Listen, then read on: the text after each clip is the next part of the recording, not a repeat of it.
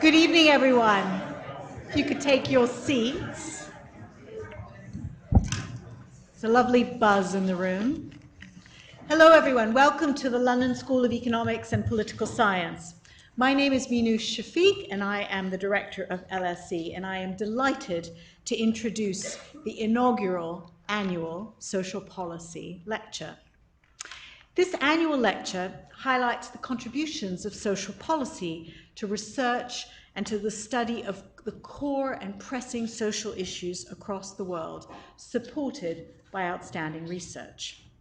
Social policy is relevant to all of our lives, as my predecessor William Beveridge used to say, from cradle to grave. And this lecture has been established to not only showcase some of the high-quality research from eminent scholars working on important social policy issues, but it's also an opportunity for our students to further enhance their education and an opportunity for the department to engage directly with the wider public. Now, LSE's Social Policy Department is the oldest such department in the UK still in operation. Some people might say that social policy was invented here. From its foundation in 1912, it's been at the forefront of research on issues such as poverty and inequality and the provision of welfare. It had an early focus on the nascent UK welfare state, and many of the foundations of the UK welfare state were first thought of at the LSE. And it's also been a place that's developed practical policy solutions to improve social welfare, as well as the training of those who go on to be practitioners. The department has always had at its heart the complementarity between teaching and research. And even while the geographical scope of its range of interests has expanded, that has remained core to its mission. Now, the quality of the department's research was, and impact was recognized in the recent Research Excellence Framework, which is a UK government exercise which evaluates the quality of research at universities across the UK. And our own social policy department received top scores nationally and was the #1 department in the country. So it seems fitting that this new annual lecture, which showcases research excellence, should have a very fine first speaker to join us to get things off in the right spirit. So it's my great pleasure to welcome Professor Leslie McCall to the LSE. She is the Presidential Professor of Political Science and Sociology at the Graduate Center of the City University of New York and the Associate Director of the Stone Center on Socioeconomic Inequality. Professor McCall studies public opinion about inequality, opportunity, and related economic and policy issues, things like trends in earnings and family income and inequality, and the patterns of intersectional inequality as well. She's the author of the book, The Undeserving Rich: American Beliefs About Inequality, Opportunity, and Redistribution. Professor McCall will be speaking tonight about how people understand inequality and attempt to address it. In her lecture entitled The Multidimensional Politics of Inequality, she will critically examine common assumptions about how Americans think about inequality and related policies to reduce inequality. She'll use a wide range of data sources and methodological approaches and illustrate how public views in the United States over time and in a comparative context have evolved, before also suggesting a way that public views of inequality are rooted in desires for substantive economic and educational opportunities. Following the lecture, we will have a period of discussion which will be chaired by our social policy head of department, Lucinda Platt, and then there'll be a reception where hopefully the good conversation can continue. So I invite Professor McCall to the podium and join me in welcoming her to hear her talk.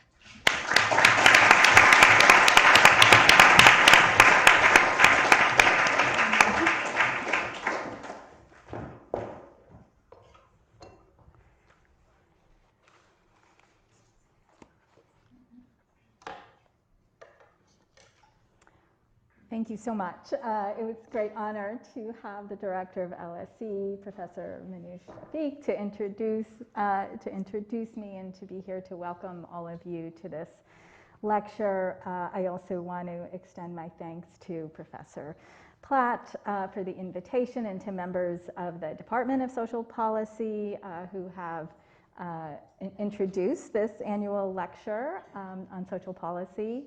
And a deep gratitude to Maria Schlegel, actually, who has done so much work to put this event together. I don't see her right now, but I just want to offer my thanks to her as well. So let me jump right in. I hope to be able to have a substantial amount of time for a question and answer and a discussion period. And I hope to be talking for about 45 minutes. So let me begin by defining this term multidimensionality. It can mean a lot of different things to different people. I use it as a way to demarcate politics and issues around politics that happen in the political sphere from issues around social inequality, social status-based inequality. Oftentimes we think of racial and gender inequality as aspects of social status-related inequalities in the social sphere. And then also the economic sphere, where we often discuss issues around income redistribution, which is particularly relevant around the issue of economic inequality. So that's one way in which I use multidimensionality to distinguish or demarcate these different types of processes in the political, social, and economic spheres. But there are a couple other ways in which I use multidimensionality.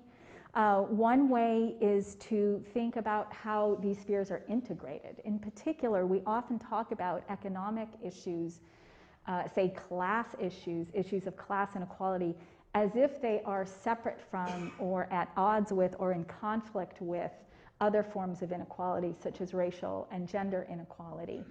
And so in this talk, what I'm trying to do is integrate those two, and specifically to try to understand how gender and racial inequality are part and parcel of economic inequality, and to get a better understanding of how to examine economic inequality from a class, race, and gender perspective. The third way I talk about multidimensionality is in terms of differences or possibly different options, you might call them dimensions, within each of these spheres. So for example, people often talk about, as I mentioned, differences in the way people think about economic inequality, that is class inequality or income inequality, versus how they think about issues of race or gender inequality or immigration or other kinds of social issues. But then that assumes that the way people think about economic inequality is singular, and the way people think about gender and racial inequality is singular. What I suggest actually is that there are different ways, even if you are concerned about issues of economic inequality, if you would like to see redistribution, there are different ways in which people may want to address that issue of economic inequality. So I tend to think about this as options within these spheres, but I think they could be, in a very loose way, thought of multidimensional processes within each of the spheres. Certainly there's a lot that occurs within each of these. So very specifically then, of course I can't tackle all of those spheres in one talk. I am going to be breaking down the talk into 3 different sections, and the focus is going to be on economic inequality. And the first section is going to focus on issues of economic inequality and economic opportunity. And I'm going to be looking specifically at a couple questions. One is about the relationship between economic inequality and economic opportunity. Are these related, and if so, how? Most people think about Americans as being interested only in equality of opportunity and therefore not caring about equality of outcomes. So that's an opposition. So these two would not be related, and I'll give you an example of that type of argument in a moment. Then the other question has to do with whether or not the types of ideas that people have about economic inequality and economic opportunity only concern certain social groups and not other social groups. For example, might these beliefs be about class groups, low-income groups, or high-income groups, or might they also apply to people from marginalized racial and gender groups as well? That's going to be the first part of the talk, really establishing how people think about the issue of economic inequality and economic opportunity. And I'm mostly going to focus on the US in that part of the talk.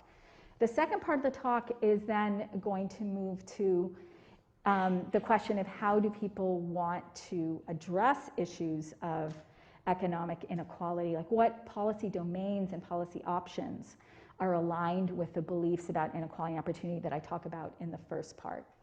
And then also, how do these policy preferences vary along social and political or partisan dimensions? And then finally, in the third part, which will be very short, I will talk about the context of political institutions. Which options are actually available? Which options are actually supplied? Among those that I will be talking about that seem to be on the agenda, preferences for many people in terms of addressing inequality, how much of those are actually available in the political sphere?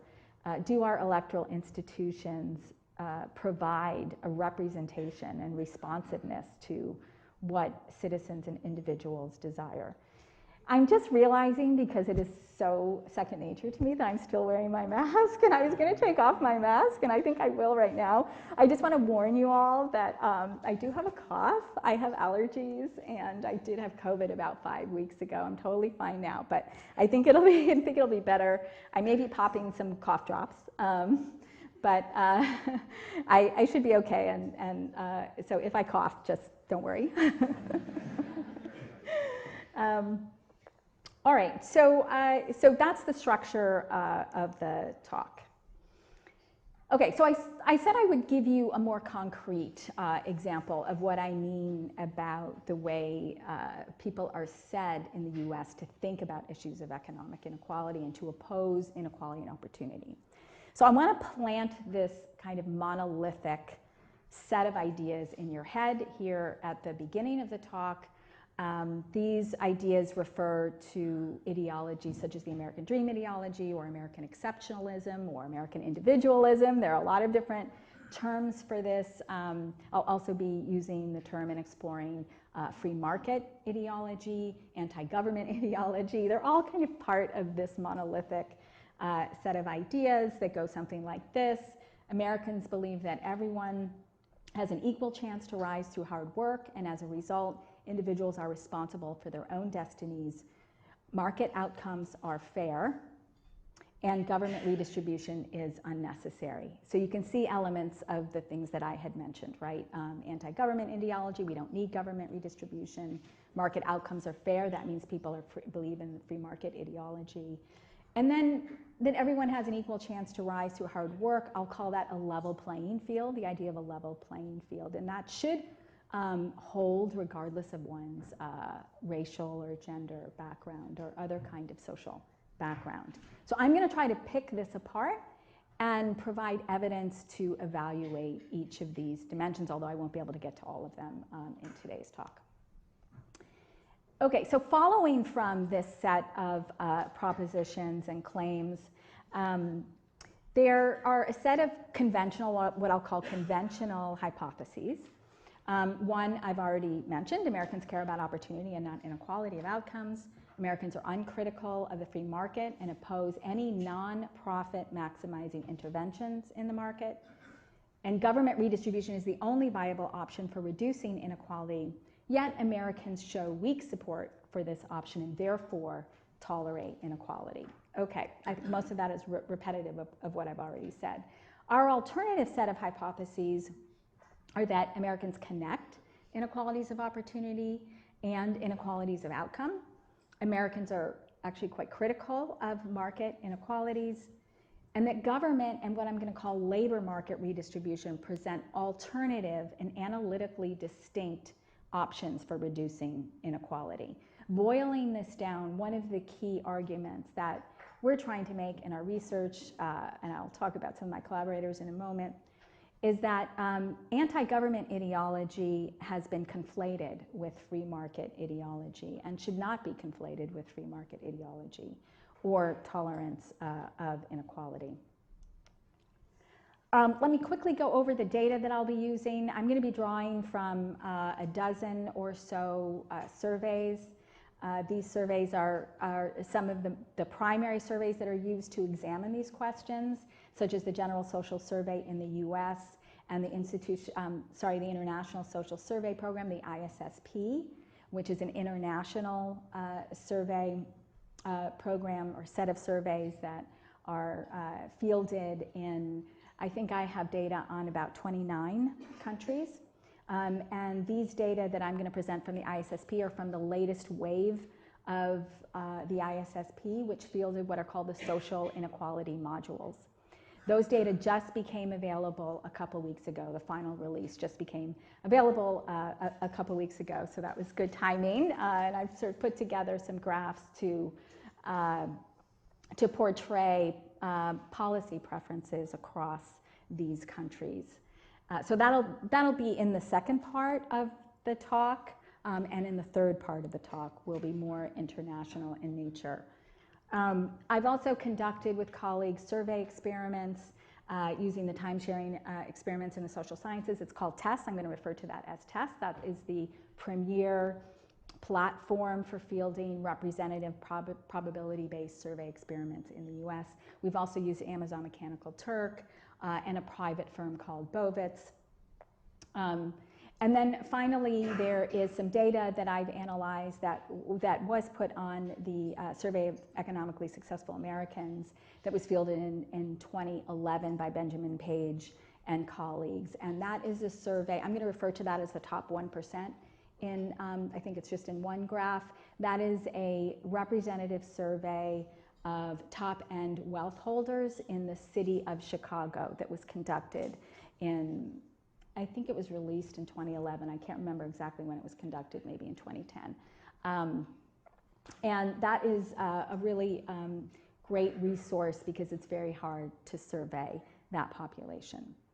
My methods for this talk are going to be mainly descriptive. I'm going to show a lot of graphs, mainly bar graphs, particularly with the most recent data. But we've done a lot of extensive analyses with these data, particularly with, as you'll see here, I don't know if I can use, is there a pointer here? I don't know if this is working. Oh, there it is, yeah. 2014 is when we fielded, and in tests, in 2015, we fielded some of the new questions that I'm going to be presenting. And then we were quite lucky to get those questions fielded in the 2019 to 2021 ISSP. I'm mostly going to focus on that most recent round, but we've done a lot of analysis with the 2014 round of data.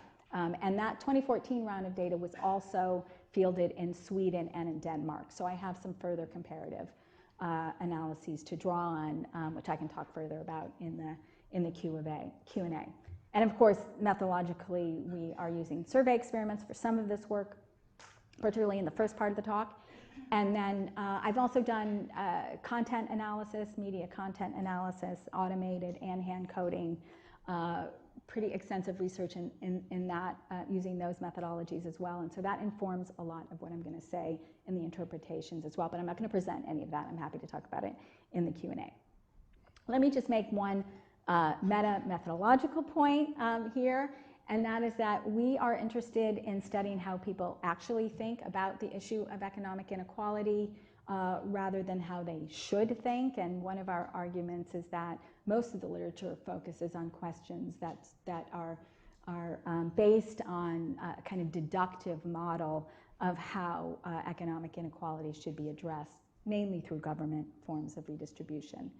And let me finally say that many collaborators have worked with me on several different pieces of research that I'm going to be putting in the lower left corner there in order to acknowledge all of those wonderful collaborators that have helped with this research. Okay, first part, the relationship between perceptions of economic inequality and perceptions of economic opportunity. So we've developed what we call the opportunity model of beliefs about inequality and redistribution. And the first part of this model is that rising and high levels of inequality are salient. They become salient when they're perceived as restricting economic opportunity. And by economic opportunity, we mean things like good jobs with fair pay and benefits, as well as equal access to quality education. Some people call this inclusive capitalism. It's not exclusively inclusive capitalism. Some people call it shared prosperity. There are other terms for it. And our hypothesis deriving from this first part is that inequality should reduce beliefs in equal opportunity based on individual effort. Hard work should be sort of less prominent factor in people's mind when they think about their ability to get ahead or climb the economic ladder.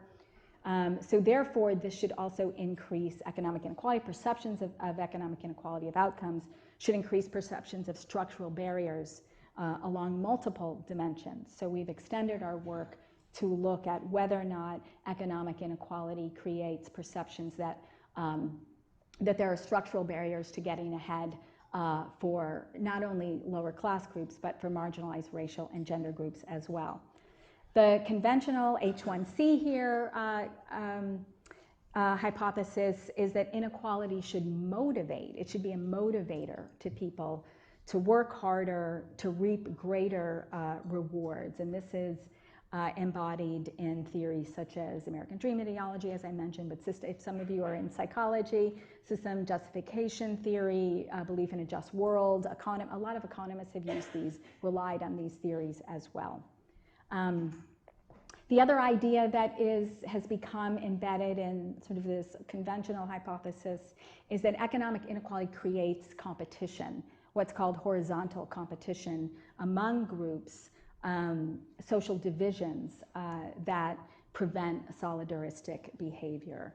So it's not taken as a given that economic inequality will create perceptions that economic inequality creates restricted opportunities for many groups across society, rather than only some groups, perhaps only whites or men.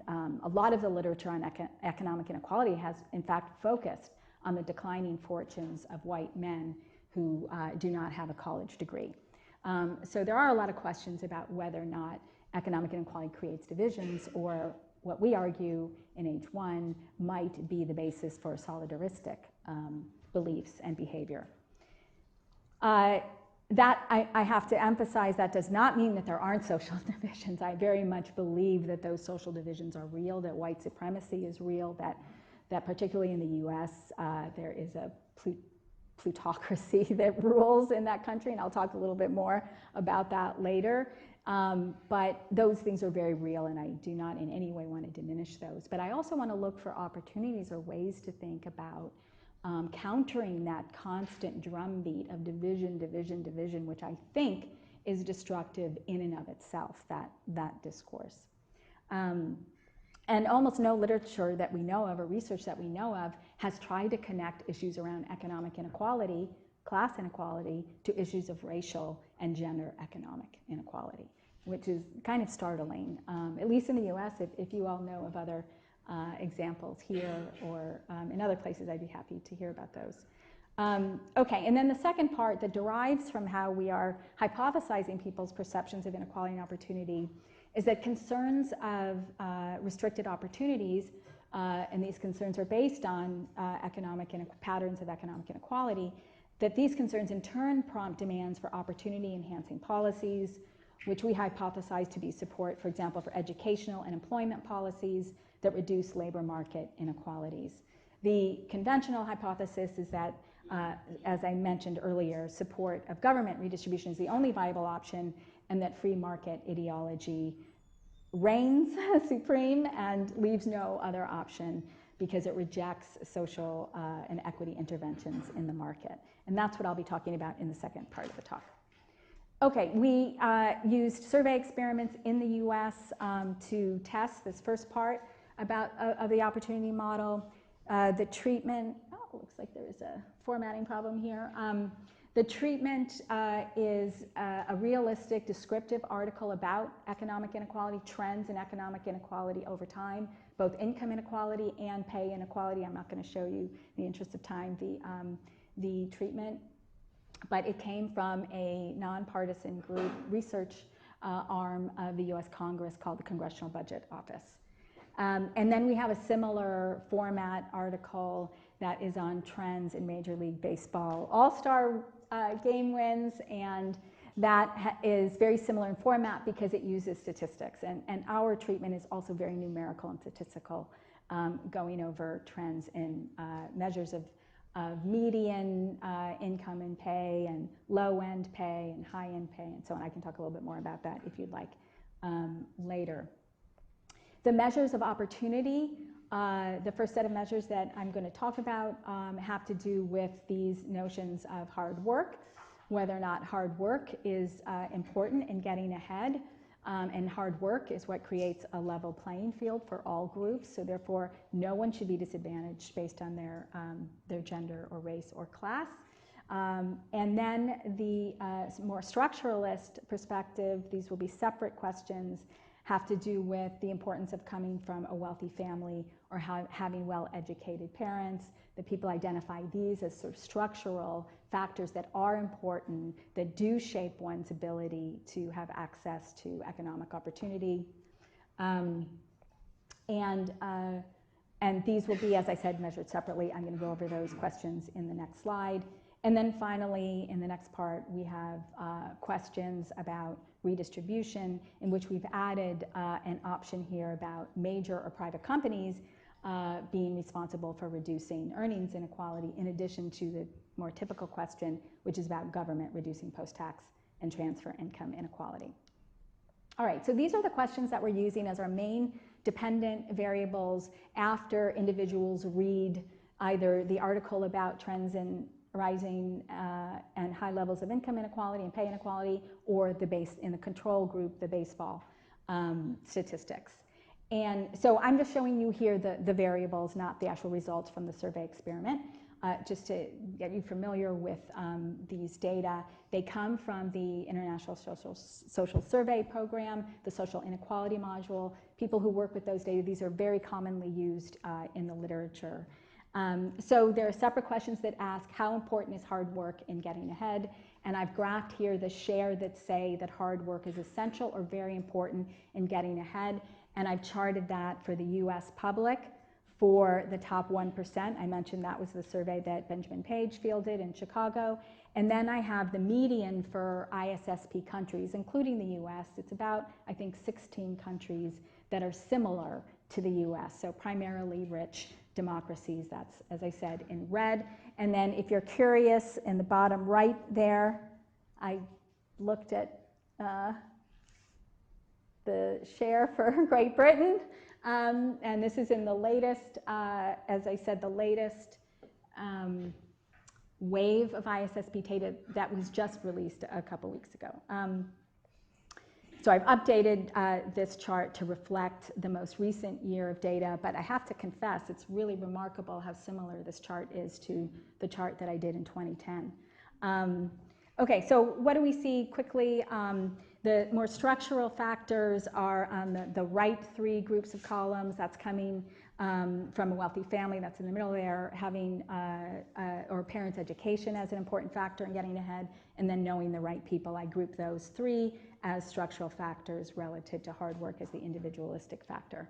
And in short, what we find is that yes, Americans are more likely than those, at least at the median of the ISSP, to say that hard work is an important factor or an essential factor in getting ahead. Yet, at the same time, Americans are actually more likely than those in other similar countries to say that these structural factors, parents' education, coming from a wealthy family, and knowing the right people are important in getting ahead. And not only that, they're much more likely than the top 1% to say that these structural factors are important. Only 1% of the top 1% sample said that coming from wealthy parents was very important in getting ahead. And I looked at their background. They definitely did not come from average families. This is really important because it's often said that Americans all think that they are rich and that they take on the beliefs of rich people. But again, we don't have a lot of data to back up some of these claims. So as you'll see, Great Britain is above the median in terms of the hard work, how important hard work is. So 81 versus 69. But they're at about the median for the other factors. So think in about roughly the same way structurally as other countries that are similar. But I'd like to come back to this, just sort of store that away when we talk about redistributive preferences later in the talk. All right, so these are the results from the surveys, the survey experiment. And I'm not going to talk about the blue bar right now. I'm just going to talk about the control group relative to the inequality treatment group. The control group is in gray, and the inequality treatment group is in black. And what we find is that structural factors, you can see here, are the perception of structural factors in the treatment after having read the article on inequality are statistically higher than in the control. So people do think in a more structural way after reading the inequality article relative to the control, and they think less about hard work as an important factor relative to the control. Of course, I want to acknowledge here, as I showed in the prior slide, that a higher share of people think that hard work is important. That's another part of this, then think that the structural factors are important. These are scales, by the way, I forgot to mention that. So the structural factors is a scale of the structural factors that I mentioned in the previous slide, and same with the individual factors. So yes, there is a tendency to think about hard work more than as it being more important factor than the structural factors, but that's true in other countries, not just in the US. And that's part of the multidimensionality issue as well. People think both that hard work is important and that structural factors matter.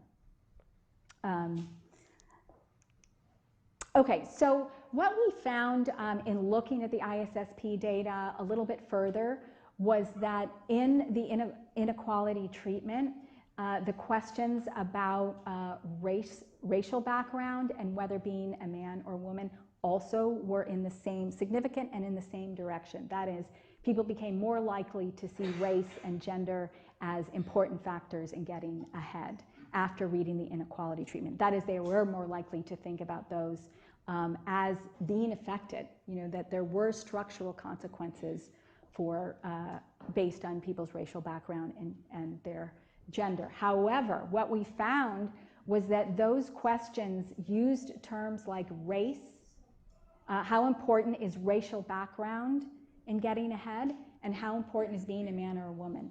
Big problem with the way those questions are worded, and unfortunately we weren't able to get them revised for this latest wave. And the big problem is that what if you think race matters, but it's because you think whites are disadvantaged? That is a big argument in the US, that whites believe that blacks and Latinx individuals are more advantaged than whites. So that still means that race matters, but we can't tell whether that means that people think that being from a marginalized racial background or being from a privileged racial background matters. So we developed these new tests, these new questions that ask specifically about advantages in getting ahead for 8 target groups, people coming from high-income backgrounds, men, whites, Asians, women, blacks, Latinx individuals, and low-income individuals. I'm showing you just the results from the control group before I show you the experimental results. And we found these to be really interesting because it does contrast with the idea of a level playing field. So in the control group, we found that respondents were significantly more likely to say that people coming from a high income background do have greater advantages. So the scale is they don't have any advantages at all to they have advantages to a large extent. So the higher the number means that that group is perceived to have advantages to a larger extent, or to a large extent. And we see this hierarchy here. So I've ordered these in according to their values. So we have a kind of what we're calling a social structure of a perceived social structure of economic opportunity, in which people believe that there are groups that have advantages over other groups. And they fall along the lines that we would predict them to fall. And we find this exact same distribution, and these are all statistically significantly different from each other. We find the same distribution when we look at a subgroup of whites without a four-year college degree. These are the experimental results. We did not find much of a statistical difference between control and treatment. Treatment, again, is the inequality article for the higher structurally advantaged groups. I have Asians here in a middle category in the US. Those are both South and East Asian. I can talk more about that in the Q&A if you'd like. But we group them with the higher status groups, structurally advantaged groups. But we do find statistically significant differences between control and treatment for the lower status groups, the structurally disadvantaged groups. And so this suggests that it is not that people's perceptions of economic inequality as restricting economic opportunity is not restricted only to certain groups, say, for example, low-income whites, but there generally is a perception of what we call a general structural orientation of restricted economic opportunity. Okay, I want to switch now to the second part. Oh my goodness, time is flying by. I'm going to try to go quickly, more quickly over this section where I'm going to talk about the policy preferences that we think are more aligned potentially with concerns about economic opportunity. And I'm going to skip this because I've already talked about it.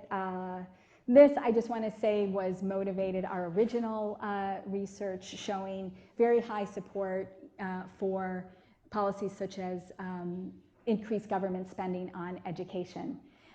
So it does involve a government policy. This is asking whether there should be greater spending on education by the government. And when you compare this to the dotted line, that is the share that supports the classic explicit government redistribution question. That is, government should be responsible for redistributing income from wealthy people to poor people. And this is what's been used. Oops, sorry about that. The dotted line, that's been used to argue that Americans don't care about inequality or that they're anti-government. And we're showing here that there is great support for educational policies by the government. Well, that's where we began. Now, what we're trying to do is think more about what are ways that the private sector is perceived, and which ways is the private sector perceived as an actor, as unfair, essentially, and therefore as also responsible for reducing earnings and pay inequality. Most of the research focuses on this quadrant here, where it's the public sector that focuses on reducing disposable income inequality. What we're trying to do is we're actually going to kind of skip over this part. There have been various surveys that do show very high support, even among Republicans in the US, for raising the minimum wage and for other forms of business regulation by the government. But we're skipping over to this quadrant. That's what I'm going to focus on with our new questions about whether private companies should themselves be responsible in some way for reducing pay disparities within the workplace. And what we want to do is create a parallel question that is about explicit redistribution of pay within major companies. There have been other questions that ask about, whether executives make too much money, or whether unskilled workers make too little money. But those aren't explicitly asking, should corporations explicitly reduce pay inequality like the government redistribution question, this is what's used, and that's the question that is used in this dotted line. Those are the results from that question was that dotted line. And that's what everyone uses in the literature. Okay, so we just replicated, we tried to make this very carefully controlled so that we can try to have a question about reducing inequality in corporations that's very similar to the question about reducing government redistribution. And what we found initially in 2014, with the 2014 data, is that 56% of Americans found that supported the idea that corporations should reduce inequality within within their workplaces, versus the 47% who believe the government should reduce income inequality through tax and transfer policies. And even more important, I think, is that we find that 2/3 of Americans believe that one or the other of these actors or these ways of reducing inequality, that they support those. So 2/3 support that, versus what we have in the literature conventionally is this 47% that supports government redistribution. We also find treatment effects. I'm going to skip over this right now. We find treatment effects that the inequality treatment does increase support for both of these types of policies, including the market redistribution question. This is skipping ahead. I'm just going to focus on the 2019 to 2021 data from the ISSP. This is breaking down the support for the market redistribution, major companies redistributing pay versus the government. In the darker bars is the market-based question. In the lighter bars is the government-based. In the blue are breakdowns by race, and in red are the breakdowns by partisanship. And for the most part, most people in most groups believe that, or a higher share believe that the market is responsible, the private companies are responsible for reducing inequality. And what you see is a really, the most, I think, significant difference. The other differences are not always statistically significant here. There's somewhat of a substantial difference here among whites, but really the largest difference is among Republicans. These are the people you would think most likely to support free market ideology, but say, and are anti-government, but this is evidence that anti-government ideology does not equate to free market ideology. Again, I'm going to kind of skip through a few of these here to get to the next question that we developed, and it was fielded in 2015 with the test survey experiments. And this is now on the ISSP and asked of virtually all countries in the latest wave of the ISSP. And it's a forced choice question, and it asks, from the following list, who do you think should have the greatest responsibility for reducing differences in income between people with high incomes and people with low incomes? And the options that are given are private companies. So these options are a little bit different than what we had originally, but the wording of these questions had to be worked out in the drafting committee of the ISSP. So there was quite a bit of negotiation around how this question would be adapted to the full ISSP set of surveys. So the options on the ISSP are private companies in this order. They're not randomized. Private companies, government, trade unions. We had charity. We didn't have we didn't have trade unions in our original question. We had charity, because people often say, oh, Americans just want, they're givers, right? And a lot of redistribution occurs through nonprofit organizations. So that's why we put that in. Very few people mention charities as being the most responsible for reducing inequality. Okay, so trade unions is in this version of the country of the question. High-income individuals themselves, low-income individuals themselves. We wanted to see the extent to which, especially with low-income individuals themselves, that poorer people and low-income people are blamed.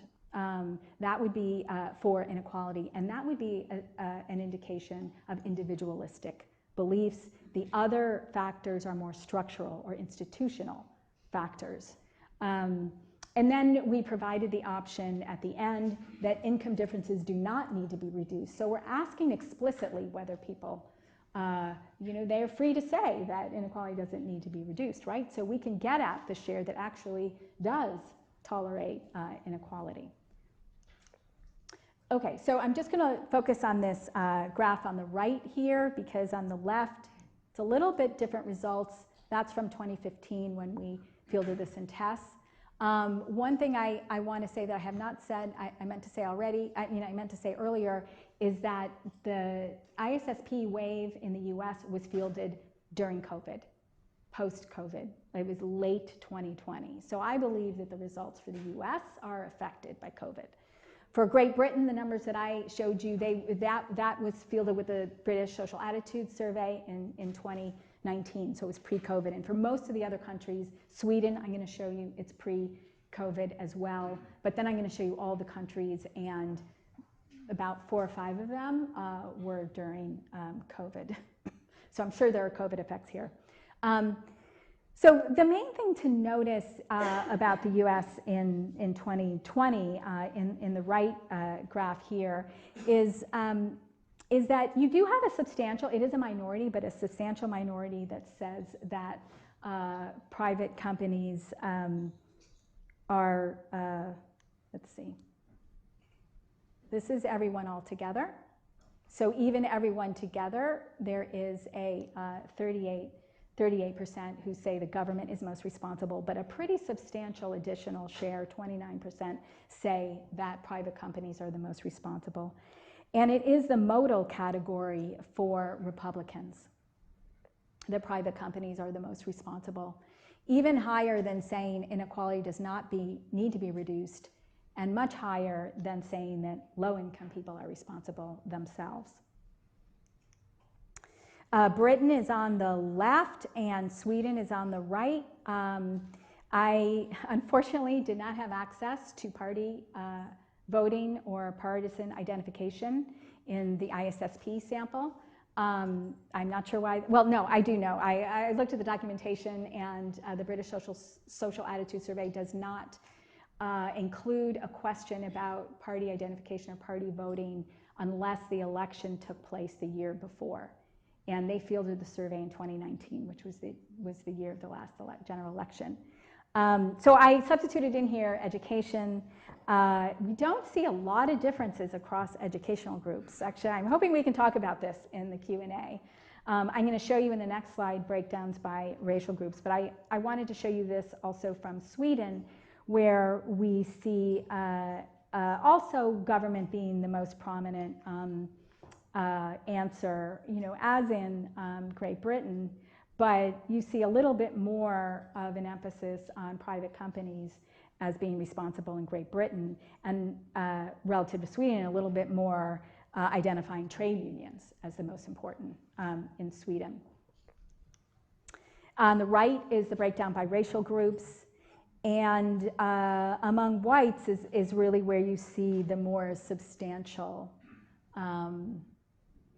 share of people who say that private companies, again, by no means the modal category, but a substantial minority saying that private companies ought to be responsible for reducing inequality. Probably not surprising. It's more surprising, I think, in the US case.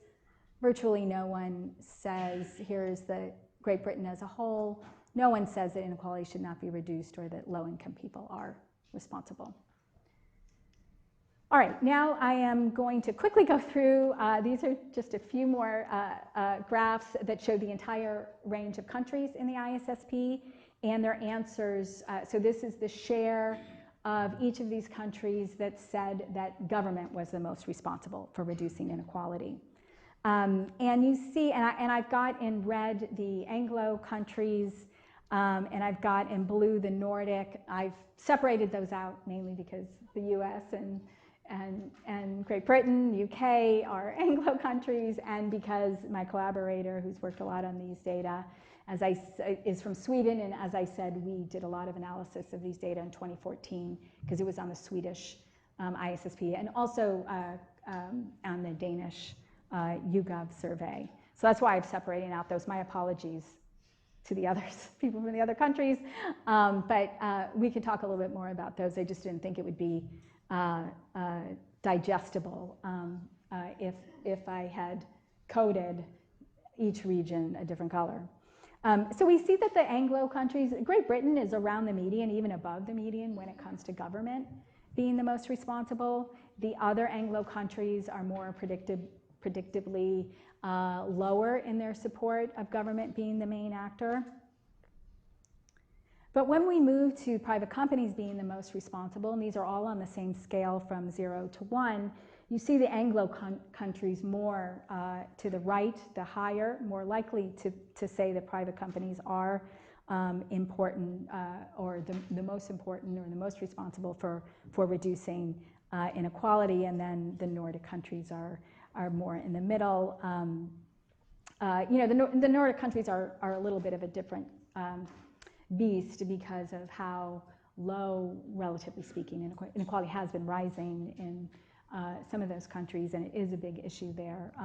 And wealth inequality, for example, is very high in Sweden. So I don't want to try to say that inequality is not an issue, but you have to interpret these data a little bit differently given their lower levels of inequality relative to the US or the UK. So lower, but still substantial, and this is where the Anglo countries show up.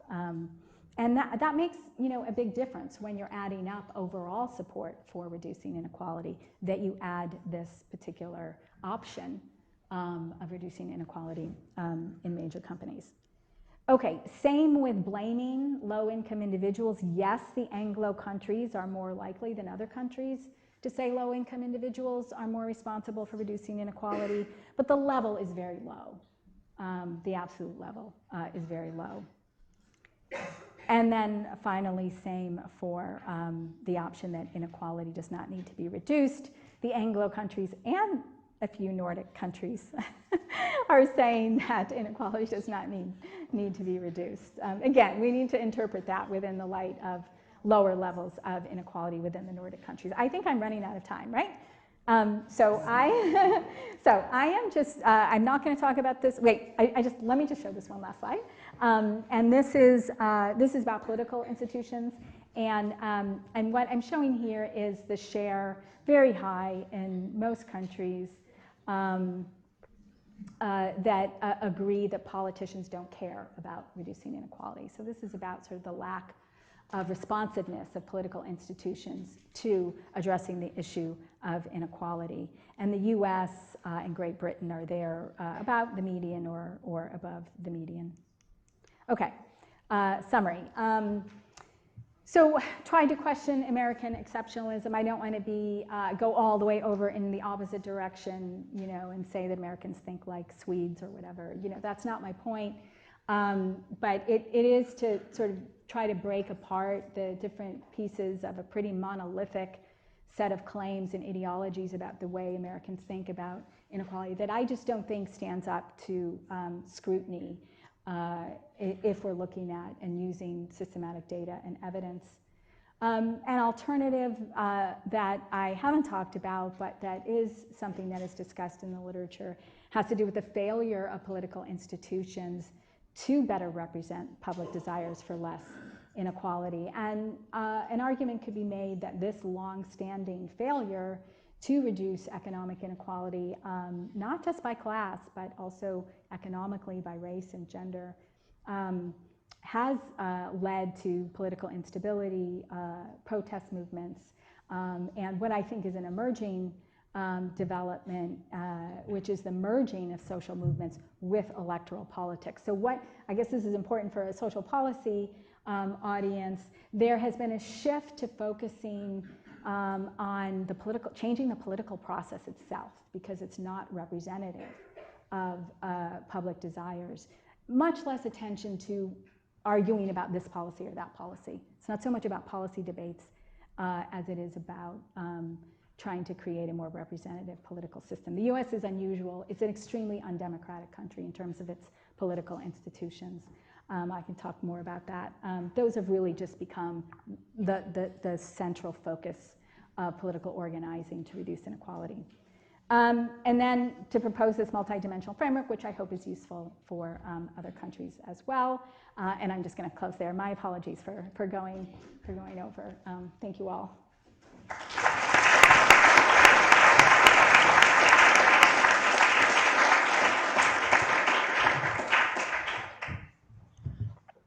Thank you very much. That was a very rich talk and lots to think about. We have about 35 minutes for questions. There are some roving mics, so please can you put up your hand and the mic will come to you. And when you get it, can you say who you are and where you're from before asking your question. And please do keep your questions as questions as much as possible. Thank you. So there's a hand over here, the blue jumper.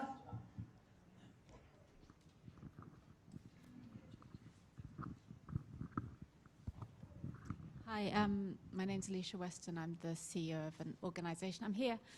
Oh, there you are. Yeah, I'm the CEO of an organisation that works on health inequalities, actually. But my background is actually in investment banking, and I'm just really curious about this last statement that you have there: ditch inclusive capitalism because it isn't viable. Could you possibly expand on your thoughts there, please? Yeah, well, this is just often a response that I get, that we need to be concerned about losing jobs to artificial intelligence and technology and so on, rather than creating sustainable, high-wage jobs with generous benefits and so on. So it's more of a, and people in that, from that perspective, then suggest, well, we just need basic income grants, we need more government redistribution to solve those problems, that it's just not feasible to alter the private sector, the distribution of pay in the private sector. So that's really where that's coming. That's more of a sort of question and a response that I often get. Does that make sense?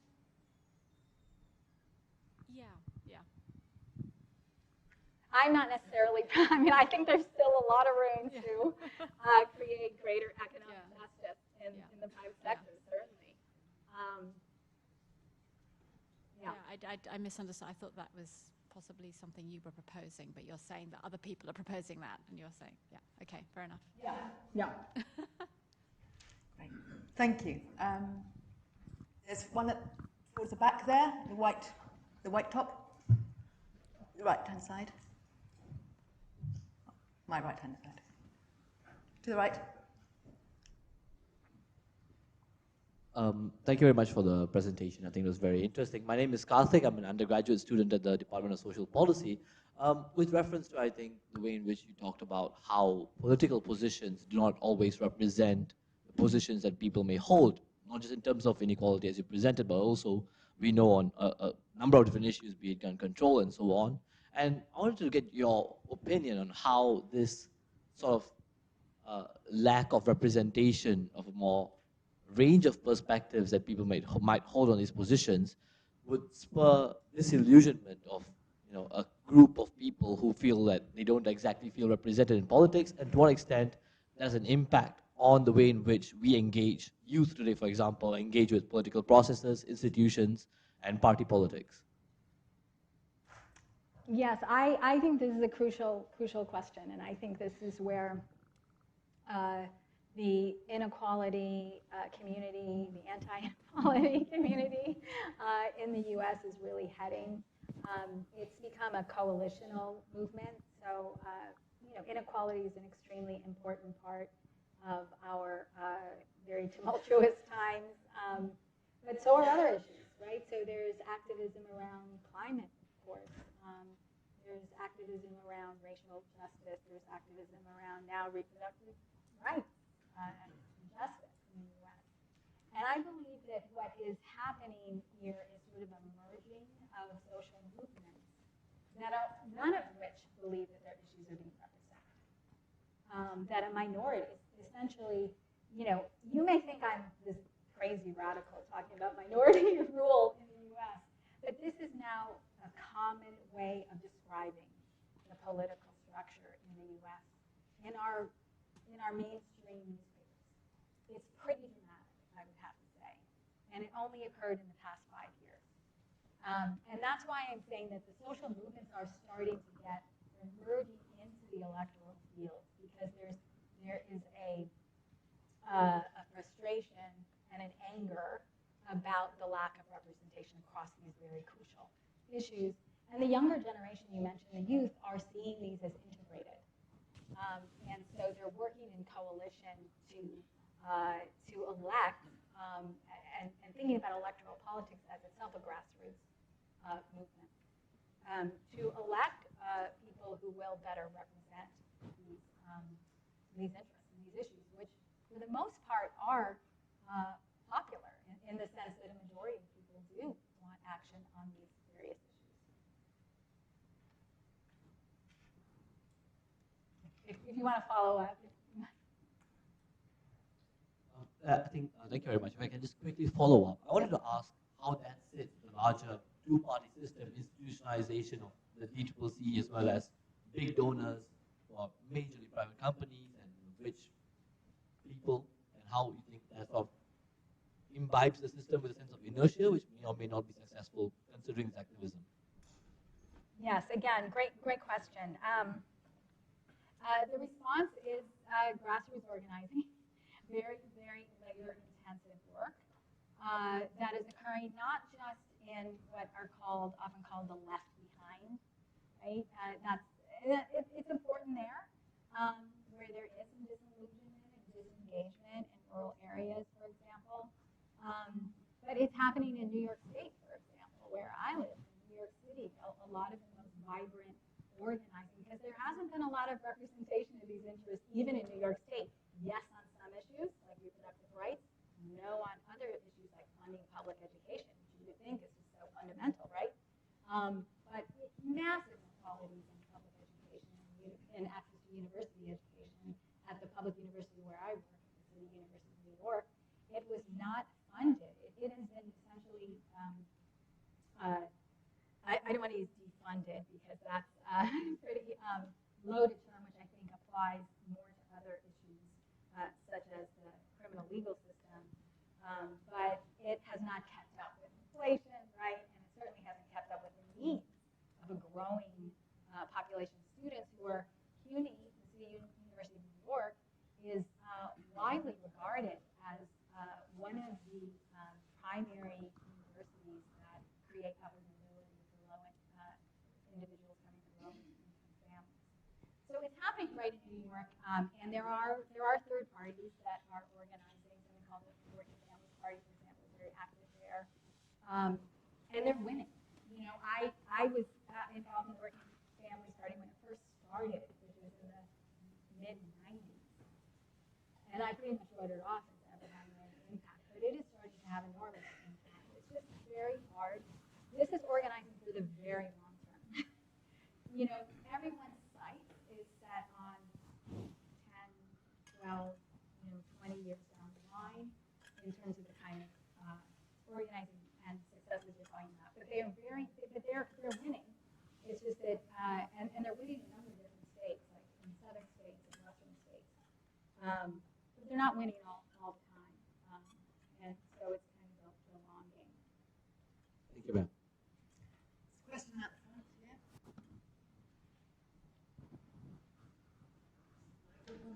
It's coming. Thank you. Yes, thank you very much. Good evening. I'm a hospital doctor and a lawyer, and I wonder in this whole debate about, and this lecture about inequality, that you haven't mentioned the inequality in healthcare in America, whether that was deliberately left out of the questionnaire, because America is one of the nations where healthcare is one of the most expensive, big business, and yet the enormous inequality has led to 45 million Americans having no access to basic healthcare at all, which led Obama to start Obamacare. Could you explain a bit more why it is left out of this research survey, please? Thank you. Mm-hmm. Yes, that's a great question. If you don't mind, I'm going to scroll back up.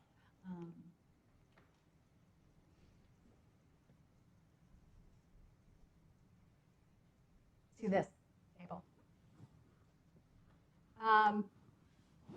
So I guess I can move around a little bit here, right? Yes, there's social insurance. under the broad rubric of public actors reducing disposable income inequality. And this is an example of where I would say that most Americans do favor health insurance for all and health care for all, but there's a lot of politicization around the method. It kind of goes back to the question that was asked previously, that this political conversation discourse then shapes public opinion. So we can't just sort of take public opinion as exogenous.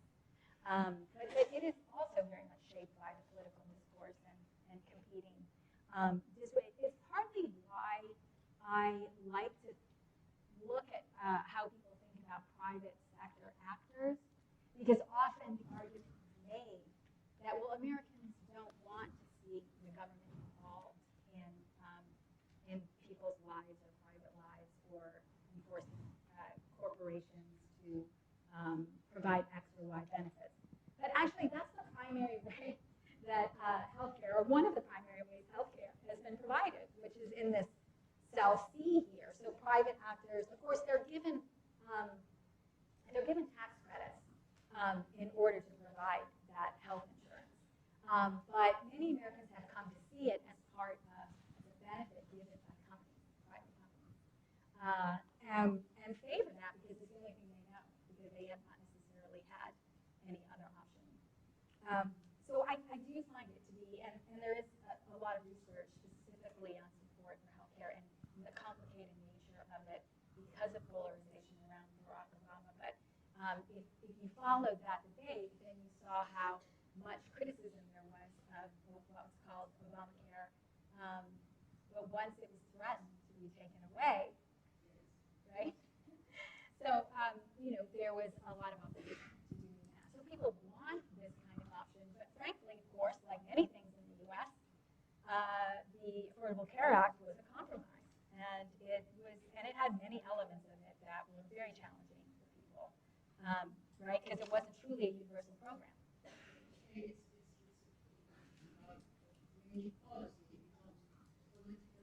Yes. The lobbying from big pharma, from big private healthcare companies who do not want to change, who have no incentive to change to a national insurance system because they will lose out enormous profits. Right, and That was the yes, lobbying against Obama. absolutely, and just recently, there have been so many bills passed with many different things included in them. But just recently, I believe it was the infrastructure bill, which was called the Inflation Reduction Act, that did, if I'm not mistaken, have a piece in there about the federal government being able to bargain for lower prescription drug costs in the Medicare program. Very popular for many years, but was not able to be passed, right, until 2022. So we've got 1, 2, 3 questions. So here in the front first, then in the middle, back, towards back. That's this lady here, and then there. I'll take them in that order. Yep, you guys. Hi, I'm Rafael Sultanov. I come from Kazakhstan. I study political economy of leader. Talk into your mic, please. Hi, I'm Rafael Sultanov. I'm from Kazakhstan. I study political economy of leader development, a postgraduate program. I also studied in the US, and before coming to the UK, I thought that the US and the UK are the same, but they're not the same. And I have this question.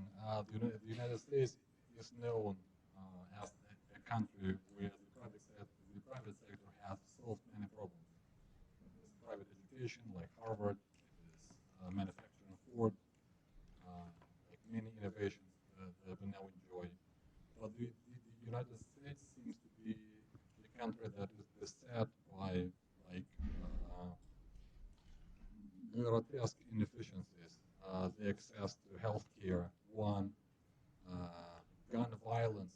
The United States is like the only developed country with so many incidents of gun violence.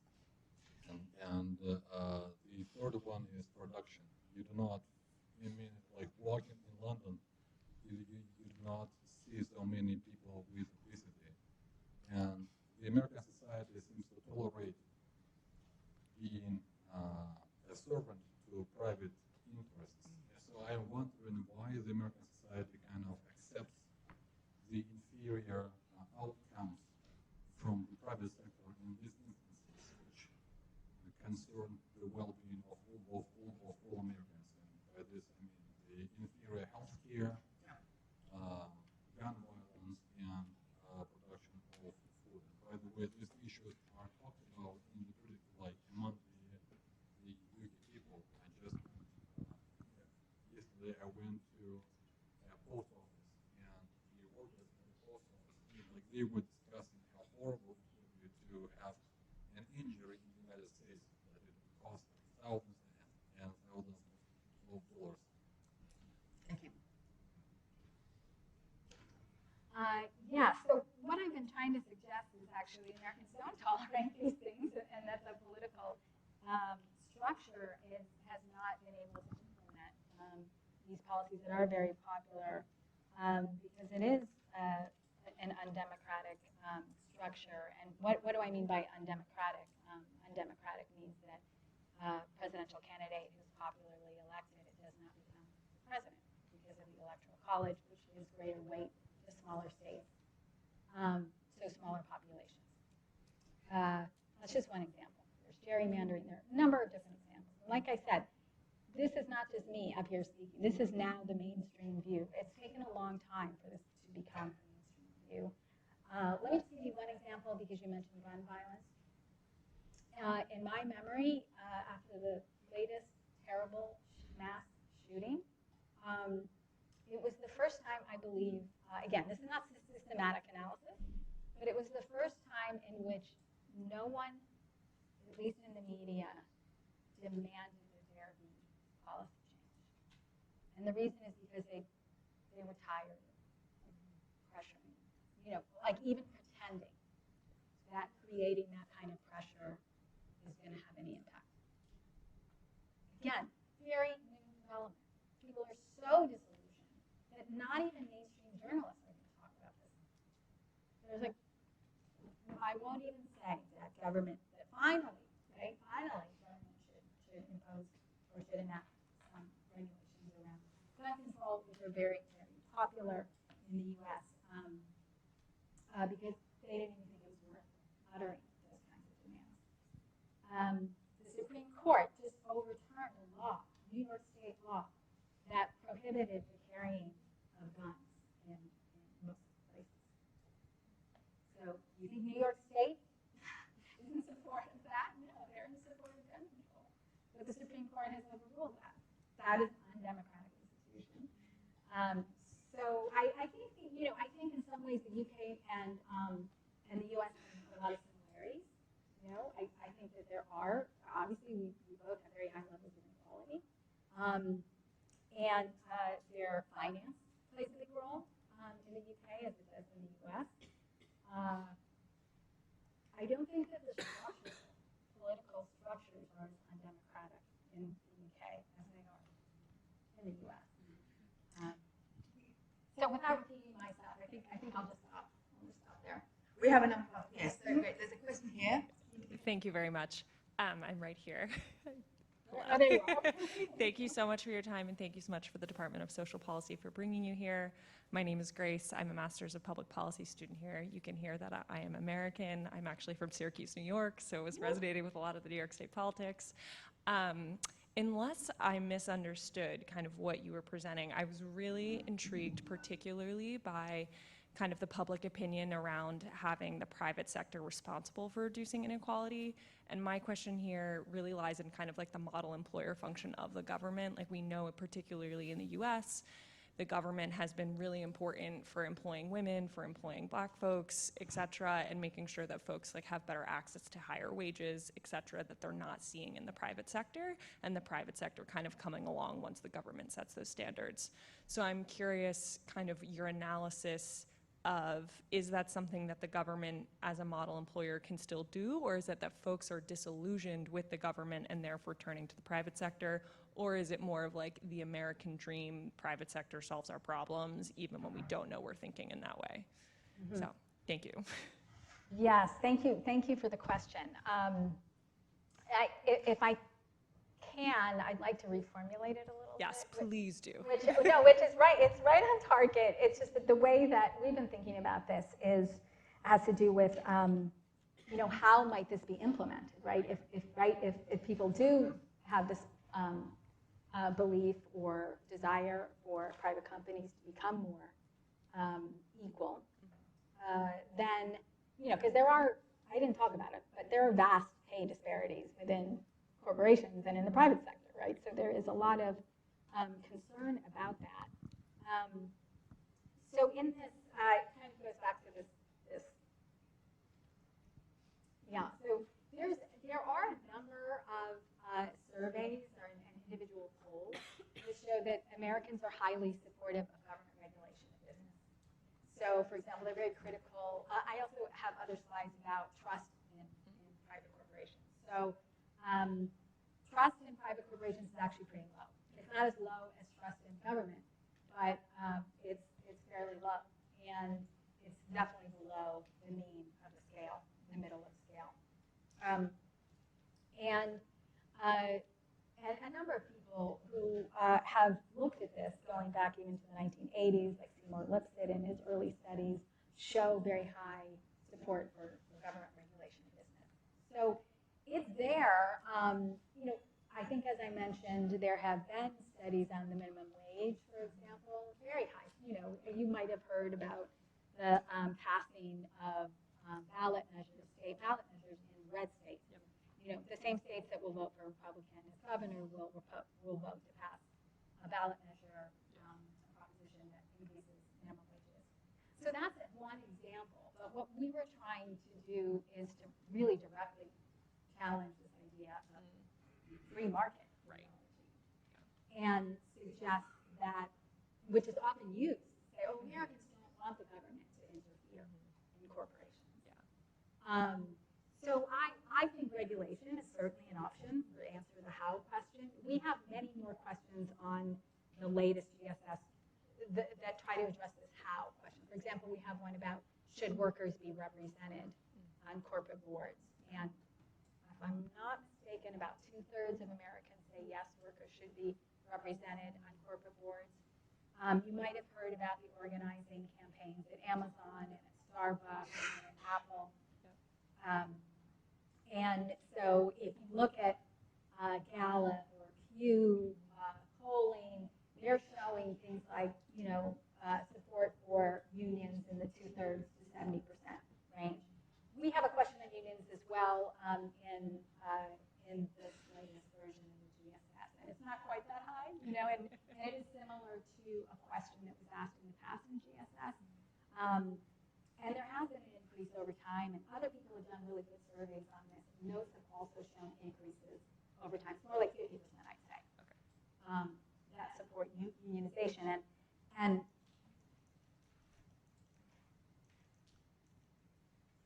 the selection of trade unions, you can see I had charities over here.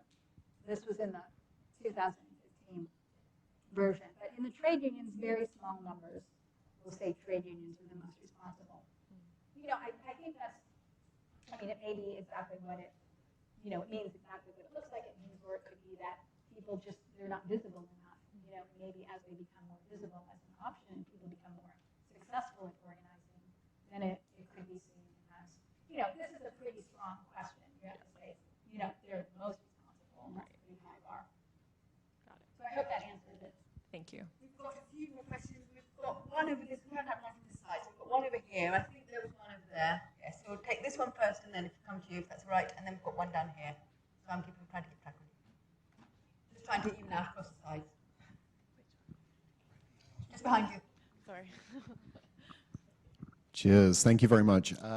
So I'm Liam Bison-McGrath, right at the back. I'm an assistant professor within the Department of Social Policy. Really interesting talk, both for the kind of general trends, but also these specifics I think are really understudied in the literature. And there's a bunch of questions I could ask, but I'll ask one that I think is a bit self-serving. So as someone who does a lot of research on public opinion, how people understand inequalities, policy preferences in the field of climate change, for example, one question I get very often is, okay, but why? Right, so if we see a lack of kind of policy responsiveness, particularly in the case when you're talking about welfare states within the US, but also in terms of climate policy, why does public opinion matter? How does public opinion matter? And yeah, how do we square the circle of this kind of demand for the public in terms of some areas, but then not being matched in terms of policy responsiveness, as you've talked about? Yes, that's a tough question to answer. So I think that, you know, I had one thought in my head that I want to get out, which is not exactly the answer to the last part of your question, but I did not start off as a public opinion researcher. My work as an assistant professor and as a graduate student was on actual earnings and wage inequality. And I became interested in public opinion because I just thought it was the only vehicle or tool that we had to understand what the public knew about an issue. You know, at that time, this was the late 90s, early 2000s. And there really was a big question. How much do people know about the trend in rising inequality, which started in 1980, roughly, late 1970s. So I turned to public opinion data, and it's probably why I'm finally, 20 years later, able to put new questions on these major surveys, because the surveys want to ask the same question over and over again in order to get consistency, because there's so much measurement error in public opinion data. So I'm saying this because there are a lot of problems with public opinion data, but yet I think it's one of our only sources of information about the way people think in a generalizable way. I think qualitative work is really important too, but we need to make it generalizable. So having said that, there's a lot of misuse of public opinion data by politicians. I think some of the most fascinating work that's being done right now in the US, but I think it's happening in other countries too, is research on politicians and how much they know, right? So it's changing the spotlight. It's not on how much does the general public know, but how much do politicians know about the political views and policy preferences of their constituents? And a lot of that, there are just a few papers that have been out. Alexander Hertel Fernandez, I think, has been doing a lot of really great work in this area, and David Blugman, that show that the bias is in a conservative direction of politicians, conservatively biased, in a conservative way, biased in their interpretation of their constituents' beliefs. So, on the other hand, there are a lot of politicians who are doing polling. They have their own polling apparatus, and they are, some academics I know are involved in some of those efforts, and I think those, I think the politicians who are doing this work and really trying to change the political process, they know what the popular views are, and that's why they're trying a different approach to politics. It's much more of a grassroots approach that's trying to meet people where they're at. I'm kind of all over the place in my answer to your question, but I still think it's just a real challenge that people are working out in kind of the day-to-day political realm. I think journalists, this last thing I'll say, journalists are very much, sometimes they cast it as, oh, what a surprise, most Americans support unions. Even if you go back and look at the academic literature, you'll see that it's much higher than, by that interpretation, or, I guess, kind of slant that's used in that sort of reporting, you'd think that no one supported unions before. So part of it is just that there's a lot of present, it's all about the present day and not much long-term thinking, kind of short-term, the short-term approach to politics rather than a longer-term French. I'll be curious to hear more. Yeah.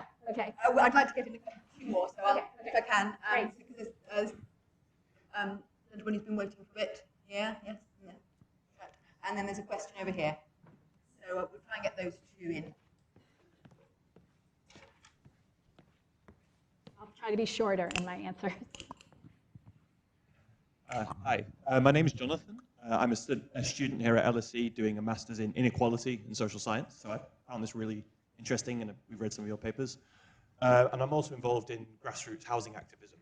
So the question I had was actually on this graph on the right. Is particularly with Republicans, but in general with the American public, right? They are very keen on, as you say, private enterprise being responsible for addressing inequality. As you touched on in an earlier slide, the only way that can really happen is through workers coming together. It is organizing. It is, quote unquote, trade unions. So I'm really curious, are not trade unions and private enterprise really the same thing here? And does that not reveal that people actually don't really get trade unions, or it reveals something about what people think they are? Because I think it's a very interesting disparity. Yes.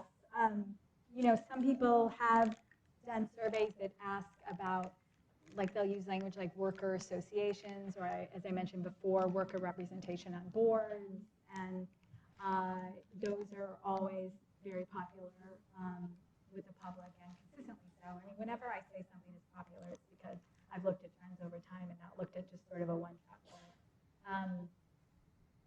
But I would say there's very little discussion in the popular press and politicians. Very few talk about unions.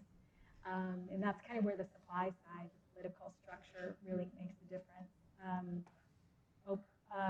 Biden actually started talking about unions probably more than any other prior Democratic president in the past 30 years.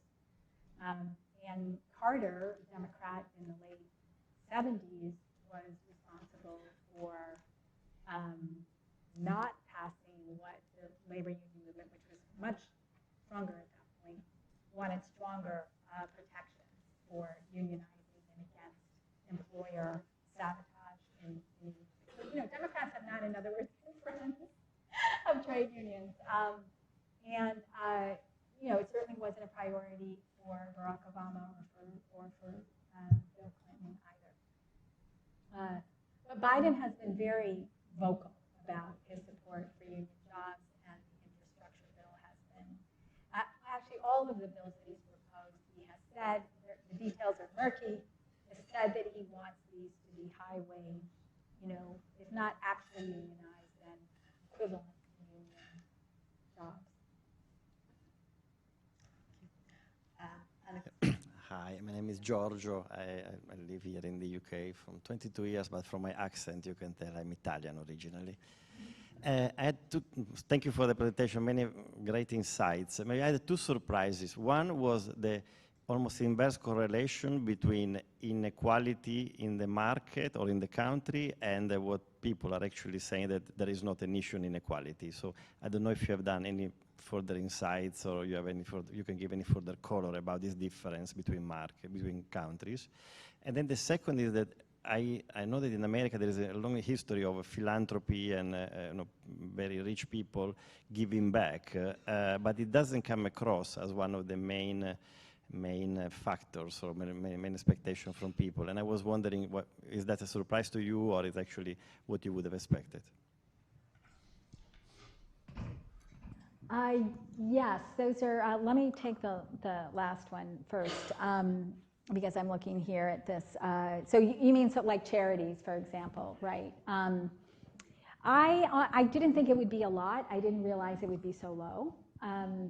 And let me just say that when we fielded this in the 2015 test, we had more control, obviously, because we were designing the survey.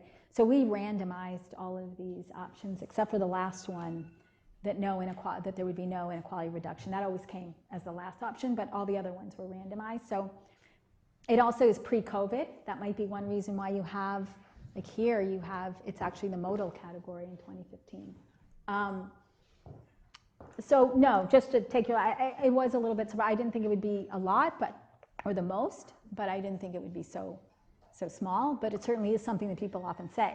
Well, Americans are private givers, so they don't believe in the government. And then there's the foundations, there's Gates and Soros and Buffett, and right. So on the first question, there's a very large literature on it, and I have worked mainly on this relationship between actual levels of inequality and support. And I've worked on it a little bit mainly in the US, so there's a large kind of comparative cross-national literature on this. And if I were to summarize it, I would say, some studies find that there is a correlation. Some, higher,